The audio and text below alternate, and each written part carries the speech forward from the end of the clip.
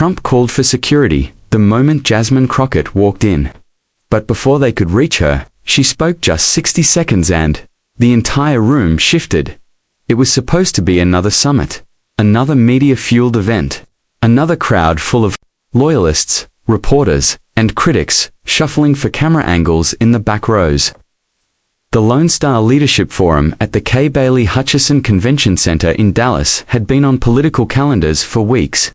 Not because anyone expected real news, but because Donald Trump was set to speak, and when Trump takes the mic, plans tend to go sideways.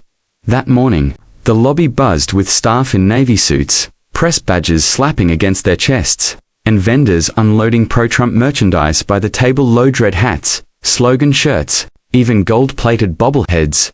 The ballroom opened late but filled fast. Every seat taken to attendees lined the walls. The crowd was mixed, generationally retired oil workers next to Gen Z live streamers. Some came for policy, most came for the performance. Backstage, tension was already brewing. Whispers said a few politicians might appear unannounced. Security had doubled, plainclothes agents dotted around the exits. Then the lights dimmed. A booming voice introduced the former president like a boxing champion. Trump walked out slow, one hand up, grin in place. The applause thundered, but not from everyone. He started his speech with jokes about Biden, jabs at California, and swipes at electric cars, all before mentioning anything about the summit's actual topic, state sovereignty. That's when it happened. From the right hand, Korodoff, the main press router figure, stepped into view. White blazer, tanheels.com, collected. For a few seconds, no one quite registered her. Then came the whisper from the front row, "Is that, Jasmine Crockett?" It was the congresswoman from Texas's 30th district, known for her sharp words and refusal to back down, had arrived. Alone. Mid-speech, Trump spotted her. His tone shifted. "What's going on here?" he said into the mic, confused and annoyed. "Did we invite her?" Phones went up. Security turned. Crockett didn't flinch. She didn't push forward. She stopped middle.com. A voice from the crowd shouted, "You don't belong here." Trump leaned back from the mic, motioned to staff. "She's not supposed to be here." Security advanced. Crockett raised a hand, steady, not defiant. "I just want 1 minute," she said, her voice clear without a mic. 1 minute, and I'll leave." It froze the room. Security hesitated. She wasn't yelling. She wasn't grandstanding. Just standing still. "I was invited," she said, louder now, by Representative Ethan Bell. "He couldn't attend, and asked me to observe." From the press section, someone yelled, "Do you have proof?" She didn't answer. Instead, she looked directly at Trump. "You say you want open dialogue. Let me give you just 60 seconds of mine." Security slowed. Trump looked unsettled. The crowd was split. Then he gestured with mock impatience. "This isn't your platform," he said. "You want 60 seconds. Get a podcast." A few laughed, some clapped, but Crockett didn't flinch. "I'm not here to disrupt," she said. "I'm here because I still believe this country belongs to all of us. Not just the people we agree with." That line landed. A few people lowered their phones. One woman near the front stood and said, "Let her speak." Then a man echoed it. Then a few more. Not a roar, but enough. Trump hesitated. Then finally, with a wave, he gave in. "You've got 1 minute. Say something smart." She didn't run to the podium. She stopped near the front and turned to the crowd. "I'm not going to talk policy," she said. "Not today. Because this isn't about policy, it's about people. How we speak, how we stop listening once we hear someone's party." She took a breath. "I grew up 10 minutes from here. South Dallas. I used to ride the Dart to school past this very building. Never thought I'd one day walk into it, just asking to speak." The room was still. She continued, "I'm not trying to change your mind. I just want to remind you we're not enemies. We're Americans, and if we can't tolerate a different voice in the room, we've already lost more than just elections." She paused. "That's all I wanted to say." The silence that followed wasn't awkward. It was heavy. Real. Then a clap came from the back.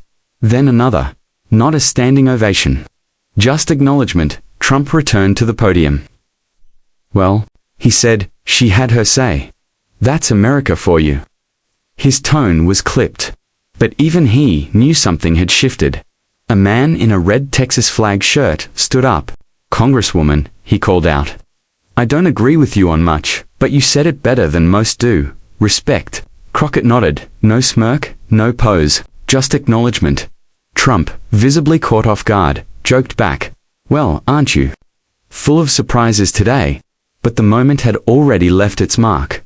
The panel tried to resume. Security pulled back. Crockett moved to an empty chair near the exit. Reporters whispered, "Will she talk to press? Will she release a statement?" She didn't answer. Trump returned to his script: immigration crime, border control, but the crowd's attention didn't fully come back. People were still replaying what they'd seen.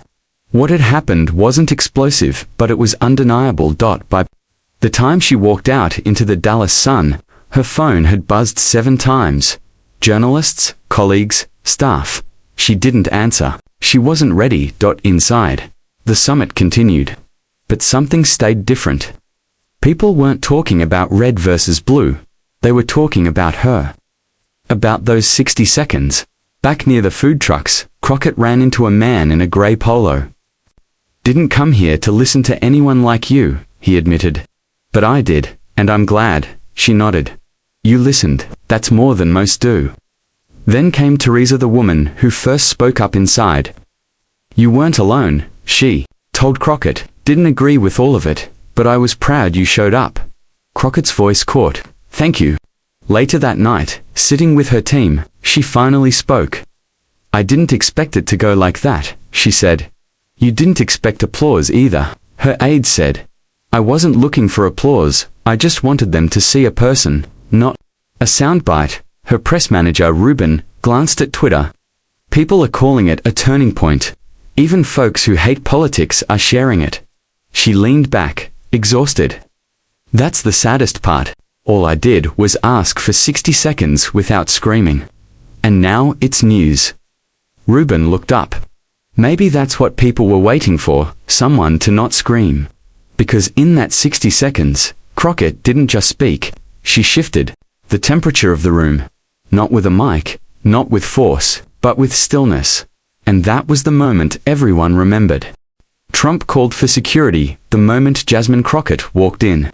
But before they could reach her, she spoke just 60 seconds and everything changed. Maybe it was that stillness she carried. That strange quiet calm that softened even her loudest critics. But not everyone outside that convention center was ready to have the kind of conversation she invited inside. Backstage, in a private lounge, Trump paced furiously. He hated being surprised, hated it even more when he felt control slipping in a room that was supposed to be his. Who the hell cleared her? He snapped, eyes narrowing at a trembling aide. "She wasn't on the speaker list, sir," the aide stammered. "But we think she came in under Representative Bell's credentials." "Technically, she was invited." "Technically," Trump scoffed. "You know who else gets in on a technicality? Hackers. Criminals. I want names." He paused, turning toward the monitor that replayed the moment on a loop. Jasmine's face, frozen mid-sentence, calm, composed, steady. She was too calm. He muttered, "You see that? Not even a tremble." That wasn't spontaneous. That was planned. The aide said nothing, and the crowd, Trump added, some of them clapped. "Our people, clapping. What the hell was that?" "They were just reacting," the aide replied. It caught everyone off guard. "Exactly," Trump growled. He grabbed a bottle of water, took a long swig, trying to wrestle back a sense of control. Across the room, his longtime advisor, Alan Rensley, finally spoke. "You didn't lose the crowd," Alan said, "but you didn't own it either." That moment's everywhere now. Twitter, Facebook, TikTok. People aren't talking about the summit, they're talking about her. Trump's expression soured. "She's not the future," he said. "She's noise." "Maybe," Alan shrugged. "But noise spreads fast." Trump waved him off and slumped into the couch. Alan didn't press.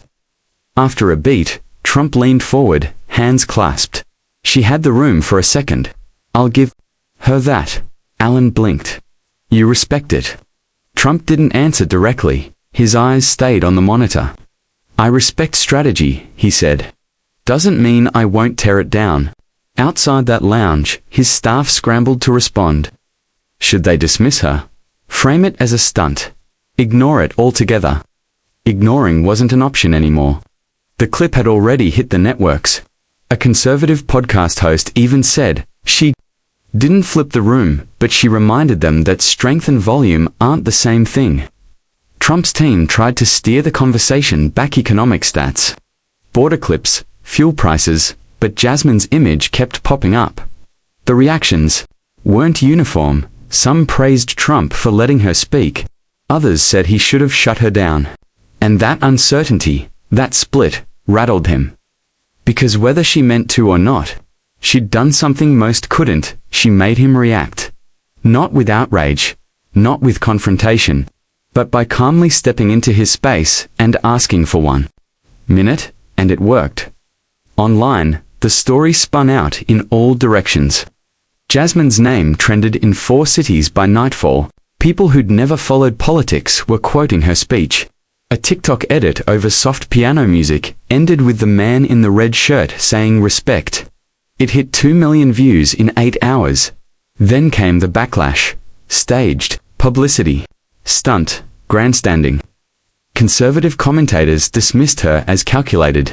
Some accused her of barging in or threatening staff. But leaked security footage told a different story. Jasmine, badge in hand, calmly passing through the same checkpoint as everyone else.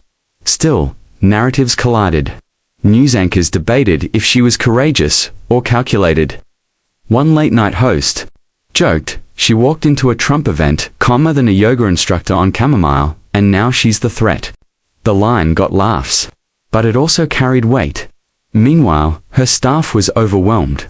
Invitations poured in, interviews, town halls, panels. The threats poured in, took enough to involve Capitol Police.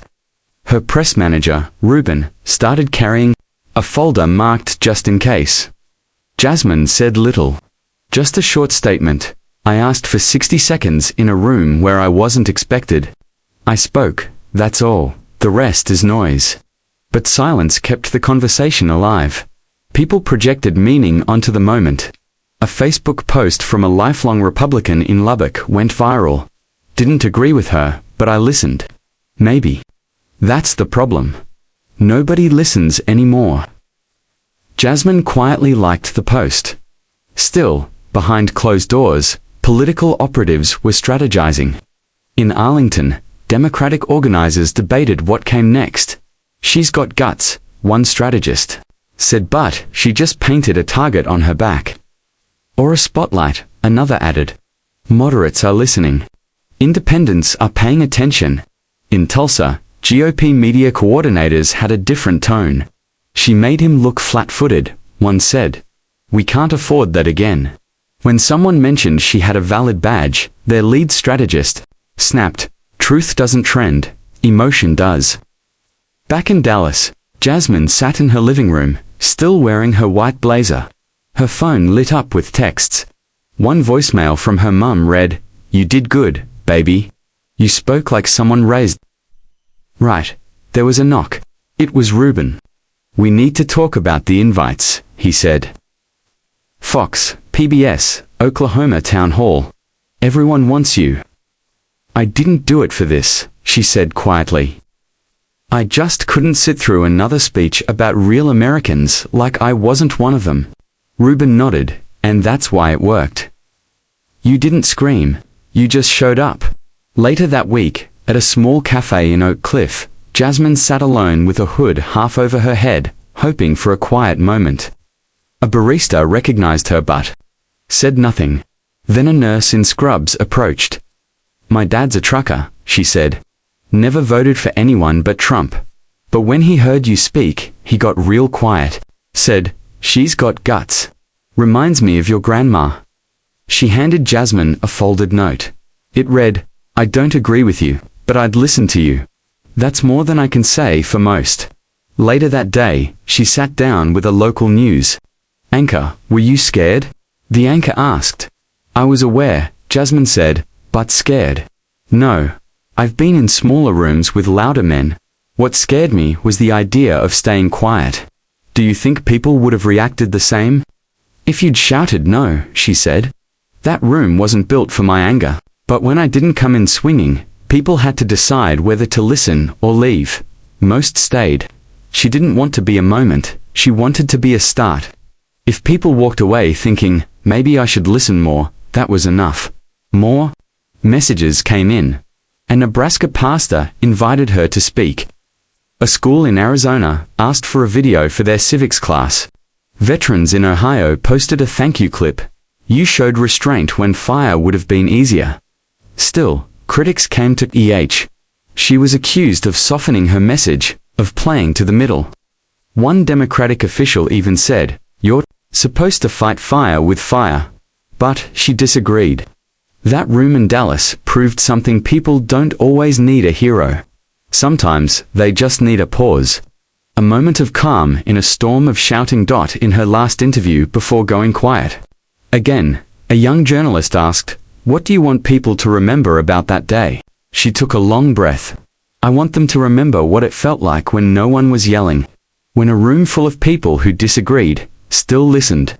And what would you say to someone who's scared to speak up?" She looked directly into the camera. Silence is a risk too.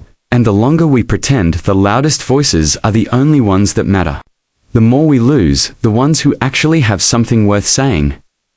Outside the studio, her car waited. Another meeting, another neighborhood, another face with questions she couldn't answer in sound bites, but she was ready. Because this wasn't about fame or strategy, it was about showing up even in rooms not built for her, especially in those rooms. She opened the door, stepped out, and walked back into the noise. Calm, unshaken, willing to risk everything for one more quiet moment, and maybe that's what we needed. Not more volume, just more meaning.